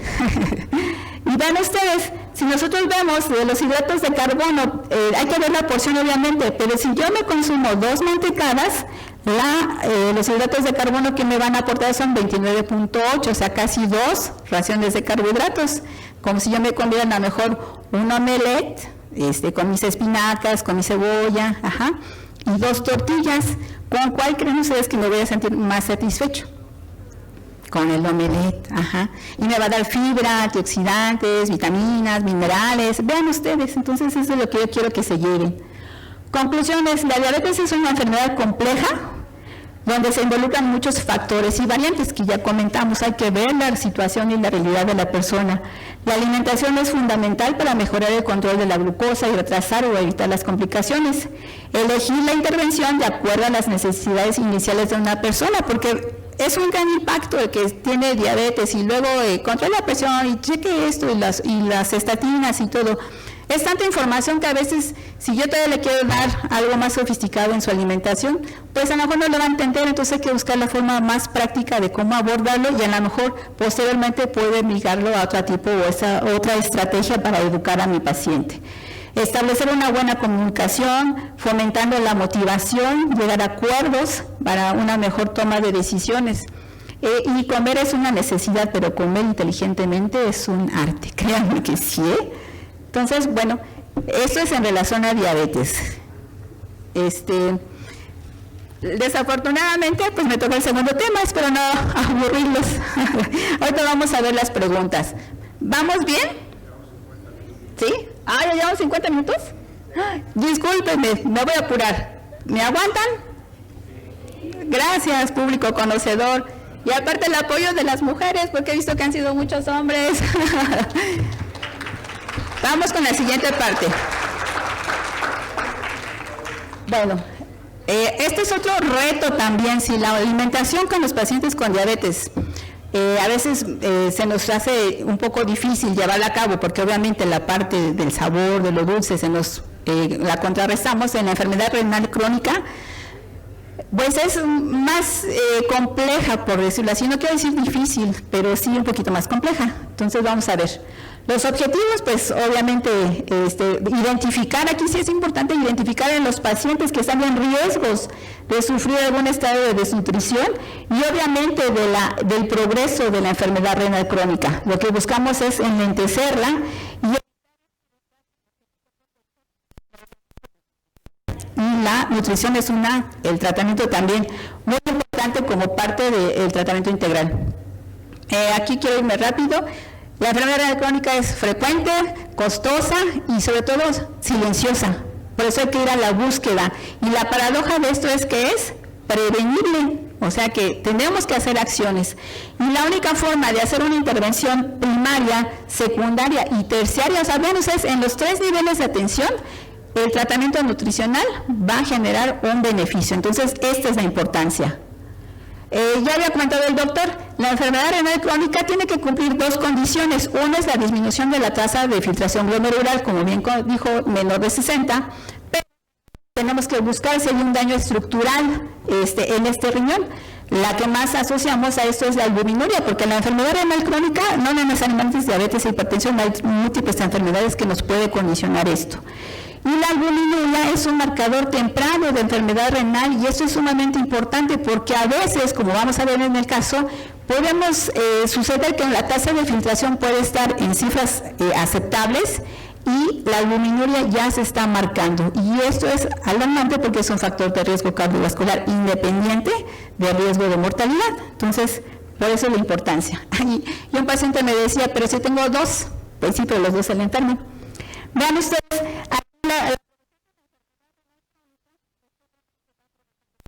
en las primeras etapas no tenemos ninguna sintomatología, sino que ya es más marcada en la siguiente. Y lo grave es que en estadio 3, que es cuando ya tenemos a lo mejor alguna sintomatología de cansancio, la orina puede estar espumosa. En etapas más avanzadas sería como que la náusea del vómito, pero por las situaciones de los metabolitos urénicos, por el metabolismo de estas proteínas. Y se va haciendo más frecuente este desgaste conforme va evolucionando la enfermedad. Vean ustedes, también estos pacientes van a tener una pérdida del apetito asociado precisamente a esta sintomatología urémica y por ende van a tener una baja ingesta y aparte si nosotros damos unas restricciones que a veces ni conocemos, pero les decimos que no coman nada de carnes, ¿no? Nada de carnes rojas sobre todo. Y el paciente lo llega a hacer, entonces también fomentamos el que se perpetúe esta desnutrición o alteración energético-proteica. Aquí solamente hay un pequeño repunte, ¿por qué? Porque aquí ya entraría la etapa de sustitución. ¿Y por qué es importante conocer esta evolución? Porque entre más desgaste tengan estas personas, obviamente pues se va a generar mayor discapacidad de estos pacientes y no nada más es el paciente, créanme que involucra a la familia, retardo en la cicatrización, la progresión de la enfermedad renal, más susceptible a infecciones, mayor estancia hospitalaria. Obviamente esta enfermedad si no se maneja adecuadamente va a progresar a un estadio y va a requerir de terapia de sustitución, ya sea diálisis o hemodiálisis y si bien le va pues un trasplante renal. Mala calidad de vida y mayor mortalidad.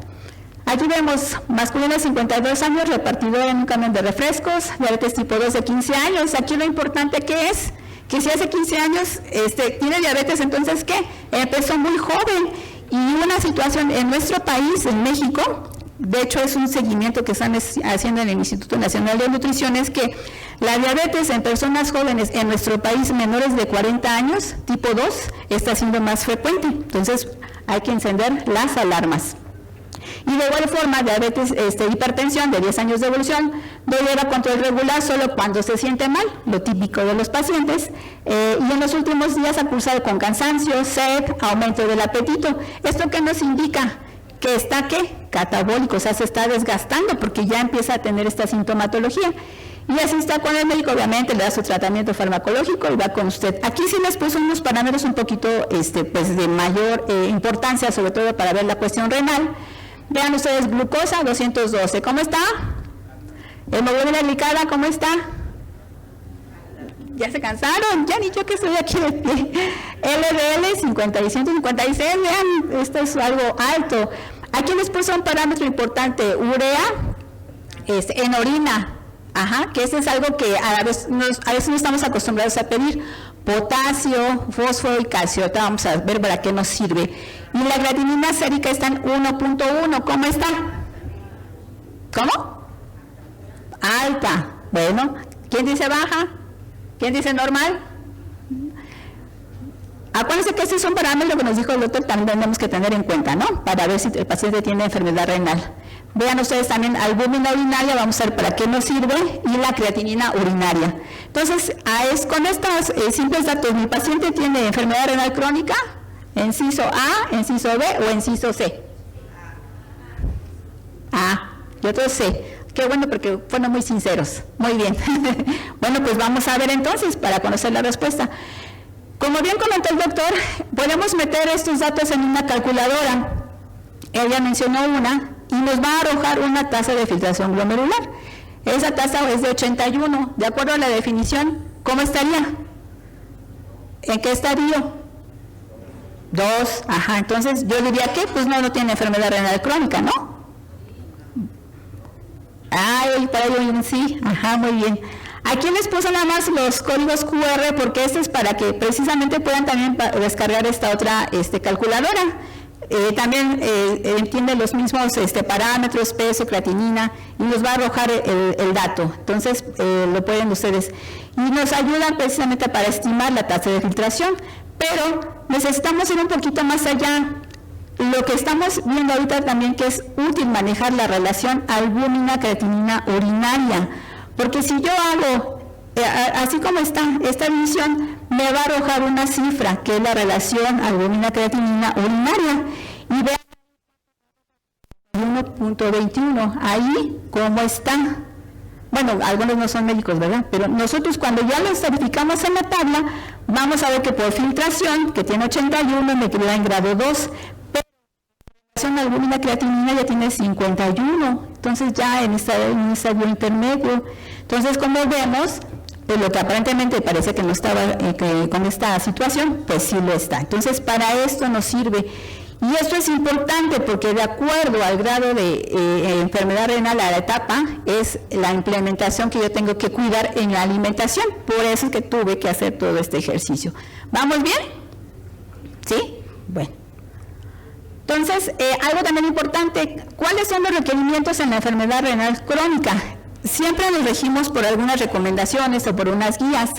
En este caso, las últimas que tenemos son las guías de Kadoki, que es del año 2020, en donde nos da amplía un poquito más el rango en manejar el requerimiento calórico de 25 a 35, porque también aunque sean pacientes renales, también tienen sobrepeso, obesidad. Entonces, esto ha cambiado, entonces es algo beneficioso. Y algo muy importante también que se modificó, que el potasio, el fósforo y el calcio solamente si está fuera de las metas de control es cuando lo vamos a restringir, no como lo hacíamos antes, que de acuerdo a ese nivel de potasio, entonces hay que restringirlo, ¿no? Entonces ahora y de acuerdo a nuestros centros, porque si ustedes se fijan, a donde trabajamos tenemos ciertos parámetros, sobre todo en el sector salud, nos marcan las referencias del rango en el que se encuentra el fósforo, el potasio, el sodio y el cloro. Y la recomendación de sodio, en las guías de Kadoki nos dicen que el consumo de sodio para este tipo de pacientes con esta condición tiene que ser menos de 2.3 gramos por día, para lograr controlar un poco la evolución de las etapas de la enfermedad renal. Entonces, es muy importante conocerlas. ¿Qué cambio importante también hubo en relación a las proteínas? Porque es algo que satanizamos mucho en la enfermedad renal crónica. Y vean ustedes, en las guías de Kadoki del 2020, algo que se modificó es lo que les mencionaba anteriormente, cambiar las proteínas de origen vegetal, que las proteínas de origen vegetal son de bajo valor biológico, o sea, esto ya no se debe de considerar. Ambas proteínas son de importantes, sin embargo, las proteínas de origen vegetal tienen algunas ventajas, ahorita vamos a ver cuáles serían. Y tiene una evidencia de grado 1A, vean ustedes, equiparable con lo que si nosotros administramos un ARA o un IECA para la enfermedad renal, entonces tiene mucha importancia. Aquí también nos hace referencia que si mi paciente tiene diabetes o si no tiene diabetes, pues iba a variar el requerimiento calórico, que hay el requerimiento de proteínas. Pero vean ustedes también, les puse ahí una guía que es la última revisión de las guías Cadivo 2023, en donde se hizo una actualización, todavía no se publican como tal, toda la información está revisada hasta septiembre, hay que esperar que se publique, y ahí ya no mencionan si tiene diabetes o no tiene diabetes, sino que si tiene enfermedad renal crónica, su recomendación de proteína sería de 0.8 gramos por kilogramo de peso. De la Asociación Americana de Diabetes nos dice que el paciente con diabetes pues también el requerimiento calórico sería de 0.8 gramos de proteína por kilogramo de peso. Bien, bueno, el tamizaje ya lo vimos, no quiero volverlo a repetir, sin embargo hay escalas de valoración nutricional o cuestionarios que se pueden hacer en la enfermedad renal crónica, pero al menos dos preguntas fundamentales que a lo mejor sin ser profesionista de la nutrición, si nosotros preguntamos, ¿ha habido pérdida involuntaria de peso? Nos dicen sí. O pérdida del apetito, nos dicen sí. probablemente este paciente obviamente va a tener una malnutrición, que yo me voy a ver que es una desnutrición. O sea, el hecho de decir malnutrición significa que tiene una alteración. Entonces tengo que especificar cuál sería. Nuevamente, a esta persona, vean ustedes, entonces quedó en el estadio ¿qué? Grado 2, ¿no? 1, 2B, ¿cierto o falso? Entonces, como no está en estadio 3, o sea, no tengo que hacer una restricción proteica como tal, porque es a partir del grado 3, si ustedes vieron en la tabla. Pero, ¿qué vimos o qué vamos a observar? En este desayuno, él lo que consume es una pieza mediana de pan de dulce, otra vez sus chilaquiles verdes con pechuga asada del tamaño de la palma de la mano. Aquí sí le necesito que él me diga, pero más o menos de qué tamaño. Y tomamos de referencia a la palma. Una taza de frijoles refritos, un bolillo. Medio litro de café con leche entera, o sea, media taza, porque los hombres como que consumen mucho, con una cucharada de azúcar. Comida, una taza de arroz rojo guisado, 2 bisteces de cerdo del tamaño de la palma de la mano, con nopales, salsa pasilla, una taza de frijoles de la olla, 6 tortillas, una mandarina grande y una Coca-Cola Light de 600. Ajá. Su cena, también del cena afuera, 4 tacos de cecina de res con nopales, cebolla y papas fritas y doble tortilla y 1 litro de agua de azucarada de las que sabemos. Y créanme que todo esto son cosas de la vida real. No le gustan las verduras, casi no consume frutas, no consume mucha agua porque como maneja el camión, pues no se puede estar parando a cada rato. Come galletas o paquecitos entre comidas. Entonces, como vemos, pues no tiene una adecuada alimentación. Entonces, ¿qué intervención vamos a hacer con él? ¿Le restringo el consumo de proteínas de las carnes rojas? ¿Disminuyo el consumo de proteínas de origen animal? No estoy seguro. ¿Qué voy a hacer? ¿A, B o C? 1, 2, 3, grítame fuerte. B. Disminuye el consumo de proteínas de origen animal. Muy bien, muy bien. ¿Por qué? Porque si yo nada más le digo, deje de comer carnes rojas, ¿él qué puede hacer? Comer pollo todos los días, ¿no? O inclusive, aunque sea pescado, también me aporta proteínas. Entonces yo debo de moderar el consumo de proteínas de origen vegetal. Y aquí era lo que les mencionaba. Vean ustedes, si yo considero el tamaño de la porción en cuestión de proteínas, estas son más o menos como una forma general. Vean, una ración de proteínas de pollo serían 30 gramos y me van a aportar 6.3 gramos de proteína, por eso ahí les puse la diferencia. Si yo me como 100 gramos de bistec, no significa que yo me estoy comiendo los 100 gramos de proteína. ¿Por qué? Porque el bistec tiene también nervio, tiene agua, tiene grasa. Entonces, eso es importante que empecemos a dilucidar. El huevo es una pieza, el filete de res son 30 gramos, el pescado un poquito más, 40 gramos, y el filete de cerdo 40 gramos. Y vean que cada porción tiene distinto gramo de proteína. Y vean ustedes las proteínas vegetales, igual una ración de lo que son, por ejemplo, garbanzos, nos van a dar 7 gramos. Entonces, como ven ustedes, en cuestión del gramaje de proteína, pues no tiene que pelear con las carnes, ¿sí me explico? Y aparte es otras ventajas que también tiene, porque van a tener fibra. Entonces, algo parecido que les quise traer en relación a las proteínas es como hacer un conteo de las proteínas, porque a mí también se me hace más práctico. Si ustedes se fijan, su desayuno era que chilaquiles verdes con qué, con pollo, ¿no? Del tamaño de la palma. Si esta persona se come del tamaño de la palma, ¿cómo se llama? Su pollo, su pechuga, estaría comiendo ¿qué?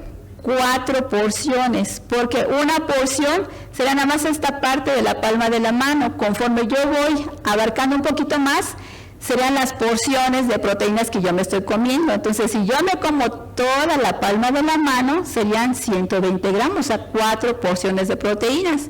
¿Sí me explico? Entonces, por eso es la importancia de contarlas. Entonces, si esta persona se come esta porción, 4, era apoyo, ¿no? ¿Este es el apoyo?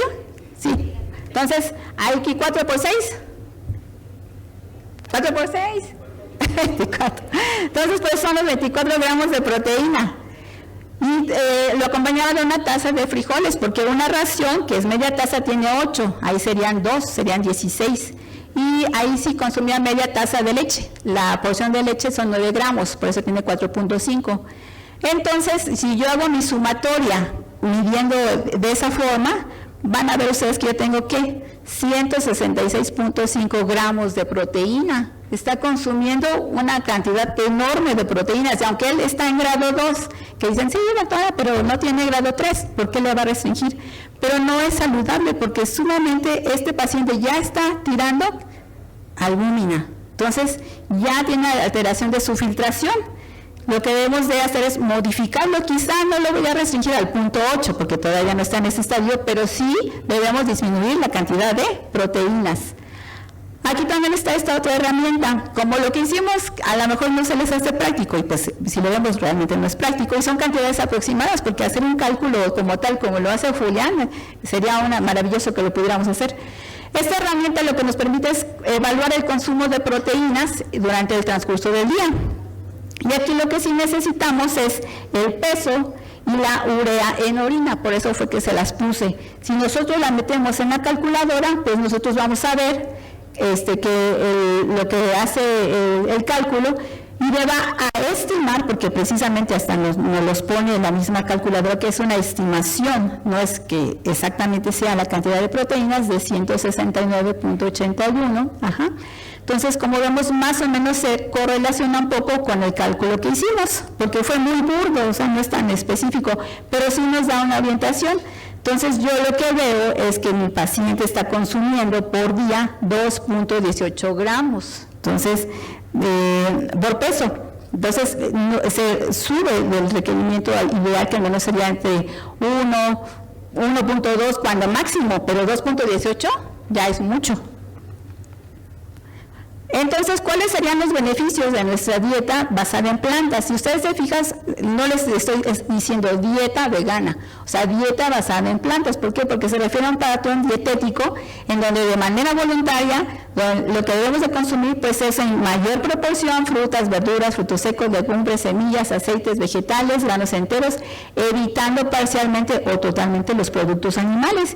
Y nuevamente se mencionan algunos patrones de alimentación que pueden ser las dietas vegetarianas, que entran dentro de este grupo de dietas basadas en plantas, la mediterránea, que aunque sí menciona ahí algunos productos de carnes, pero como ustedes ven, es en menor cantidad, la dieta DASH, la dieta de Okinawa y nuestra dieta de la milpa, también que es rica en este tipo de plantas. ¿Y cuáles serían los beneficios? También hay mucha información, evidencia, que nos dice que si nosotros consumimos proteínas de origen vegetal, pues vamos a minorar la carga ácida de estos pacientes, y eso obviamente va a favorecer el que yo lastime más a este riñón, evito que no progrese de forma tan rápido. De alguna forma va también a impactar en la alteración mineral ósea de estos pacientes, porque también tienen alteraciones de la paratormona.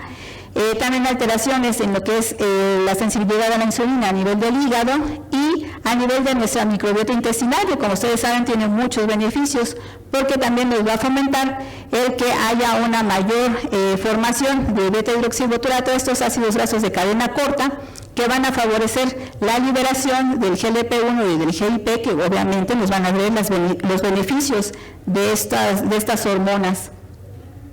Y la fibra, pues obviamente, también aparte de los beneficios que tenemos en mejorar la salud cardiovascular, pues van a favorecer pues lo que son los riesgos de que son enfermedades a nivel del colon, también reducen el riesgo de los eventos cardiovasculares, la progresión de la enfermedad renal crónica. Entonces, como ven ustedes, pues tiene muchos beneficios. Ahora, con respecto al potasio de este paciente, decíamos que el potasio tiene 5.7 y los parámetros es de 3.5 a 5. Entonces, ¿cómo lo evaluamos? ¿Qué diría yo? Que está ¿qué? Alto. Entonces, ¿qué le recomendaría si yo tomo este parámetro? Evitar el consumo de frutas y verduras. B, le recomiendo agregar más frutas y verduras frescas y evitar alimentos o bebidas procesadas. Y C, no sé. ¿Cuál? B. Muy bien. Muy bien. Ahí vamos. La ingesta de electrolitos interviene en dos situaciones, la que yo voy a consumir de formas naturales y las que yo consumo de formas artificiales, y de ahí les puse este logo, esta imagen, porque nosotros con la vida que tenemos de tantos alimentos procesados tenemos muchos aditivos, y los aditivos son ricos tanto a veces en potasio, en fósforo, Y hay veces que nos sale, a veces dicen, no, pues es que casi no como, doctor, yo no como, pero nada más me comí unas papas. Entonces, lo que no comió propiamente un alimento, todo se lo echó en un producto procesado, ¿sí? Entonces, en el caso del potasio, vean ustedes que si yo consumo potasio de las verduras, de los vegetales, pues la capacidad de absorción va a ser de un 50 a un 60%, pero si yo consumo productos de origen animal, la absorción va a ser de un 70 a 90%, o sea, es mayor, y no se diga de los alimentos procesados. Pero, ¿qué nos dicen? Ojo, incluso en las recomendaciones de las guías, que antes de que yo, como dije, no, el potasio está alto, le restringo todo eso, voy a perder los beneficios que le pueden otorgar los vegetales a mi paciente. Vitaminas, minerales, también un poquito de proteína vegetal, antioxidantes, fibra. Entonces, no deberíamos de tomar la iniciativa ese comportamiento. Sin embargo, debemos buscarle. A veces el paciente puede tener estreñimiento y eso va a condicionar que tenga una absorción alta más de potasio. Pacientes que tienen hiperglucemia, que están hipoinsulinéricos, que ya son requirientes de insulina, van a tener alteraciones de potasio. Y este paciente estaba, ¿qué? Pues ya catabólico, o sea, ya necesitaba insulina. Si el paciente está en acidosis metabólica, si tiene alguna otra alteración intestinal o con el uso de fármacos, sobre todo los diuréticos, pueden elevar el potasio. Entonces, antes de quitarle algo de la dieta, chequemos todo esto para ver si realmente lo amerita o no. En el caso del fósforo, sucede algo parecido. Vean ustedes, los productos de origen vegetal, la cantidad de fósforo de absorción es de un 10 a 30%, y una forma en que contienen también el fósforo las plantas es en fitato. Sin embargo, nosotros los humanos no tenemos una enzima que es la fitasa, entonces por eso es que también son más favorables, porque no los podemos absorber. Si lo procesaran encima, entonces a lo mejor sí lo absorbería más. Y los productos de origen animal, vean, 40 a 60%, y vean ustedes los alimentos procesados. ¿Cuánto estamos absorbiendo? Entonces, a veces quitamos lo más por lo menos. ¿Estamos de acuerdo? ¿Vamos bien? ¿Qué hay con el calcio? Bueno, como todas las necesidades, si una situación en cuestión de vitaminas y minerales están deficientes y lo estamos corroborando por algunos exámenes, pues sí, aquí en el caso de estos pacientes tenemos que, obviamente, compensarlo. Tenemos que hacerles una suplementación. En relación al sodio, bueno, ya lo habíamos platicado un poquito antes. En las guías igual de Kadoki nos menciona que el consumo de sodio tiene que ser menos de 2.3 gramos por día para favorecer la presión arterial. Y en cuestión de los líquidos, porque también es otra situación de que pues no tome tanta agua, porque como ya se hincha, pues se le va a quedar en el cuerpo y ya no la va a eliminar. Desafortunadamente todavía no tenemos una respuesta concreta en cuanto al requerimiento de agua en pacientes en estos estadios, sobre todo en etapas más avanzadas, sino que va a corresponder a evaluar si necesita mayor hidratación, porque a lo mejor tiene insuficiencia cardíaca y a lo mejor si yo le doy más agua se puede encharcar, como mencionamos. Entonces aquí sí tenemos que tener un poquito de cuidado. Pero si este paciente no consume agua, pues al menos, y no tiene problemas de edema y no está en una etapa avanzada, lo que solicitamos es que consuma más líquido. Igual, las vitaminas, si hay déficit, pues hay que suplementar. Y ya cuando nosotros le hicimos la recomendación, le sugerimos una taza de melón y van a decir, ¡ay, tiene potasio! Sí, pero ya vimos que también tiene otros beneficios. Ajá. Sus chilaquiles verdes se los dejamos, pero ya sin carne. Media taza de frijoles apachurrados de la olla, medio litro de café con leche descremada, sin azúcar. Y en su comida le pusimos sopa de champiñones con flor de calabaza, su guisado. En vez de dos le dijimos uno, del tamaño de la palma de la mano, igual con su salsa de su pasilla, sus frijolitos de la olla, bajamos las tortillas.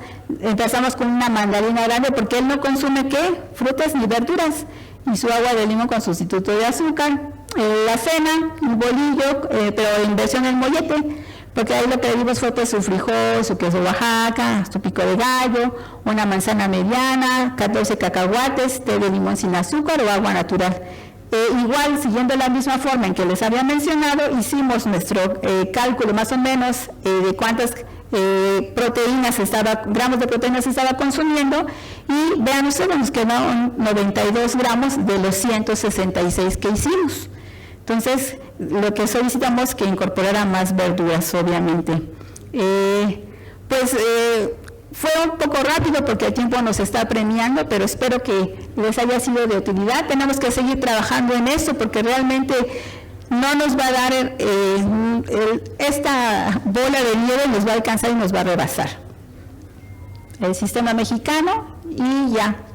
Este paciente ya tiene diálisis, está amputado de 2 piernas y me dice, doctora, ¿puedo ir a Huatulco?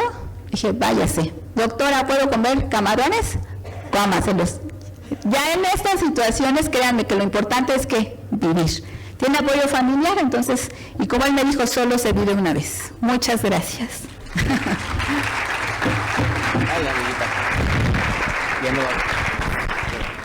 Bueno, vamos a concluir.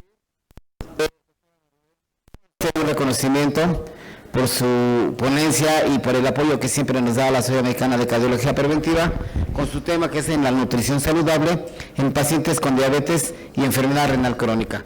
Muchas gracias, doctora. Gracias.